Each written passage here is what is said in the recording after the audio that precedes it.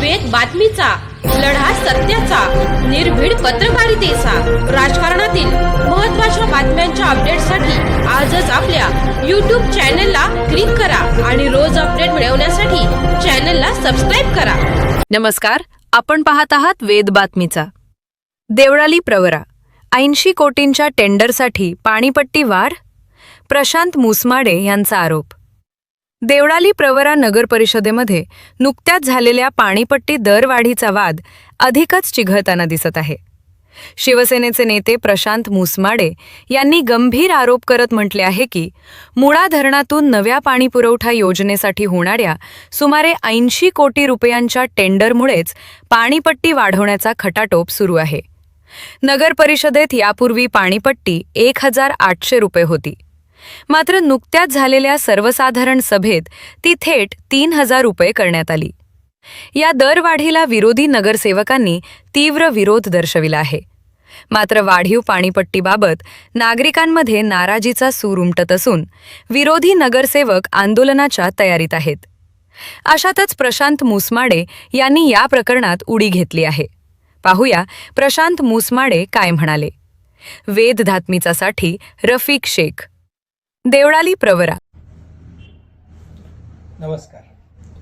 नुकताच देवळाली नगर परिषदेची मीटिंग झाली आणि त्याच्यात पाणीपट्टी वाढ जी झाली आहे, जी 1800 ची 3000 पट्टी झाली आहे, त्याच्यावरून विरोधकांनी तिथं विरोध दर्शवला, नागरिकांनी विरोध दर्शवला, नागरिकांमध्ये ती चर्चा आहे आणि आम्ही पण त्याच्यावर विरोध दर्शवला।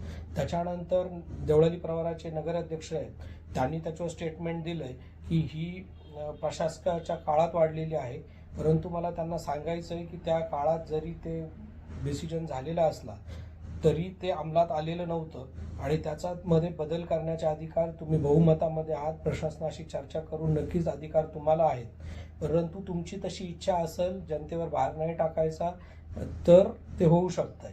पण मला असं वाटतंय की तुमची इच्छा ही कमी करण्याची नाही आहे। तुम्ही जे तुमचं स्टेटमेंट दिलं, मी 4000 ची 3000 केली, 4000 ची 3000 केली हे सांगण्यापेक्षा 1800 ची 3000 झाली हे वर तुम्ही बोललेलेच नाही आहे। त्याच्यानंतर मला असं वाटतंय की तुमचा इंटरेस्ट हा मुळा डॅमवरनं जी नवीन लाईन आणायची आहे 70-80 कोटीची, ह्या टेंडरवर फोकस आहे तुम्ही।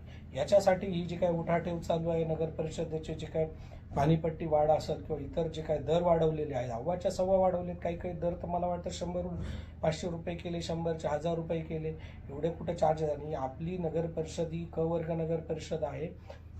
इतर ज्या नगर परिषद आपल्या आजूबाजूच्या तालुक्याची गावं आहेत तिथं मार्केट मोठं आहे, मग ती राहुरी असेल, राहता असेल, खोबरगाव असेल, त्याच्यानंतर संगमनेर असेल आणि शिर्डी जरी तालुका प्लेस नसली तरी ते एक मोठं मार्केट तिथं आहे। देवळाली नगरपालिका ही पूर्ण शेतकरी कामगार वर्गावर ही नगर परिषद क वर्ग नगर परिषद आहे आणि तुम्ही या इतर सगळ्या नगर परिषदेपेक्षा जास्त काय दर हे तुम्ही केलेत आणि तुम्ही लोकांना मिसगाईड करताय की ते अधिकारी शासनाचे रेट वगैरे, तर ह्या गोष्टी तुम्ही चुकीच्या करतायत। तुमच्या काही पर्सनल फायद्यासाठी किंवा तुमचं काही जे काही इंटेन्शन असेल पुढचं त्याच्यासाठी तुम्ही चुकीची गोष्ट करताय। त्याच्यानंतर आता हे खरं उत्तर देण्याची वेळ का आली। तुम्ही तुमच्या स्टेटमेंटमध्ये बोलले की नाकारलेले लोक, मग माझं म्हणणं आहे की ज्यांना जनतेतून निवडून आले त्यांनाच बोलण्याचा अधिकार आहे। जे या इलेक्शनला पडले किंवा जे नागरिक आहेत त्यांना बोलायचा इथं अधिकार नाही का तुमच्या चुकीच्या गोष्टींवर? हा तुमचा विचारच साफ चुकीचा आहे। पहिली गोष्ट, जनतेने नाकारलं कोणाला आणि स्वीकारलं कोणाला हे तुम्हाला माहिती आहे, मला माहिती आहे आणि जनतेला माहिती आहे। तुम्ही त्या खुर्चीवर कसे बळजबरीने जाऊन बसलात, कशी निवडणूक जिंकली आहे, कशी दबावतंत्र केलंय, काहीसं देवळाली प्रवराच्या इतिहासात झालं नाही। एवढा पैशाचं वाटप करोडो रुपयाचं इथं कसं झालंय हे जनतेला माहिती आहे आणि तुम्ही एक तर फॉर्म भरण्यापासूनच जनतेला फसवत आहात। देवळाली नगर परिषदेत तुमच्यावर फौजदारी गुन्हा होता, तुम्ही तुमच्या नामनिर्देशन फॉर्ममध्ये तो गुन्हा लिहिला नाही, प्रॉपर्टीचे व्हॅल्युएशन दिले नाही, तुम्ही निवडणूक आयोगाला फसवलंय, लोकांना तुम्ही फसवलंय आणि मग नागरिकांना फसवलंय, मतदारांना फसवलंय आणि त्याच्या विरोधात मी माननीय जिल्हा कोर्टामध्ये नगराध्यक्ष आणि 7 नगरसेवकांच्या विरोधात मी गेलेलो आहे आणि मला आपल्या न्यायपालिकेवर, संविधानावर नक्कीच मला विश्वास आहे की लवकरात लवकर त्याचा निर्णय लागेल आणि इतर आधीचे जे हायकोर्टचे निकाल बघता तुमचं पद हे नक्की जाणार आहे। परंतु गेल्यानंतर तुम्हाला तर काही निवडणूक लढवता येणार नाहीये, कारण तुम्हाला निवडणूक लढवता येणार नाहीये परंतु तुम्ही जे काही कॅन्डिडेट उभे करणार तेव्हा तुम्ही त्याला सांगा की तुम्ही पैशाचं कामाच्या जोरावर निवडणूक लढून दाखवा, मग खरं जनतेने तुम्हाला स्वीकारलं असं मी म्हणत. त्याच्यामुळे कुणाला नाकारला म्हणायचं, कुणाला स्वीकारलं म्हणायचं, या गोष्टीत लक्ष देण्यापेक्षा जनतेचा भार कसा कमी होईल. गरीब लोकांना 3,000 रुपये रक्कम पण खूप आहे. तुम्ही काही दर तर 100चे 1000 केलेत, काही बांधकाम विभागाचे 2,500 रुपये दर केलेत. हे सामान्य माणसाच्या अवघ्या बाहेर आहे. तुम्ही गरिबांवर आधीच देवळालीचा विकास का झाला नाही याच्यावर खूप मोठं बोलण्यासारखं आहे, परंतु तुम्ही अजूनही लोकांना तुमच्या स्वतःची जी काय महत्वाकांक्षा असेल किंवा तुमचं जे काय टेंडर काढायचं स्वप्न आहे तुमचं 70-80 कोटीचं, त्या 70-80 कोटीच्या टेंडरसाठी तुम्ही हा जो गावावर भार देत आहात एकदम चुकीची गोष्ट आहे. मला 500,000 रुपये वाढल्याने काही मोठा फरक पडणार नाहीये, कारण आम्ही काही प्रसिद्धीसाठी करत नाहीये. मला काही आमदारकी खासदारकी लढायची नाहीये की प्रसिद्धीसाठी आम्ही करतोय. तुम्ही म्हटले की हे प्रसिद्धीसाठी करताय, तर तसं पण काही नाहीये.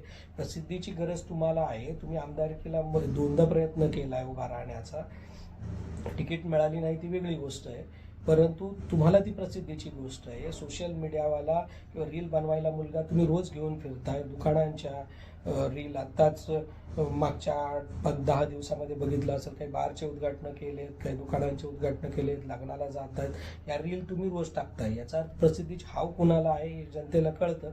आणि आम्हाला पण जेव्हा प्रसिद्धीची हाव येईल तेव्हा पण आम्ही रीलवाले घेऊन फिरू, तेव्हा तुम्हाला सांगू की आहे आम्हाला प्रसिद्धीची हाव म्हणून. परंतु ह्या गोष्टींवर चर्चा करण्यापेक्षा किंवा राजकारण कुठंही आणू नका किंवा इलेक्शन झालंय हे सगळं सोडलं पाहिजे हे मला पण कळतंय, परंतु तुम्ही स्वतः तर काही सोडत नाही आणि दुसऱ्याकडून अपेक्षा करता की आम्ही विरोध नाही केला पाहिजे. परंतु तुम्ही जर अजून पण मी सांगतोय की तुम्ही जर चांगलं काम केलं तर आमचा नक्कीच त्याला सपोर्ट असेल, परंतु तुम्ही चुकीच्या जे काही गोष्टी करतायत त्याला आमचा नक्कीच याच्या पुढेही विरोध असणार आहे.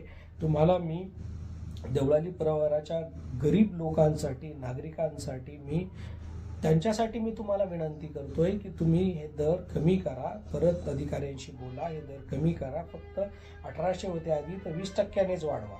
हे अवास्तव घरपट्टी वाढवणं, पाणीपट्टी डबल करणं, घरपट्टी डबल करणं, इतर जे चार्जेस 5-5, 10-10 पट करणं, हे खरंच एकदम नागरिकांसाठी, गरीब लोकांसाठी ही एकदम आर्थिक भार टाकणारी गोष्ट आहे.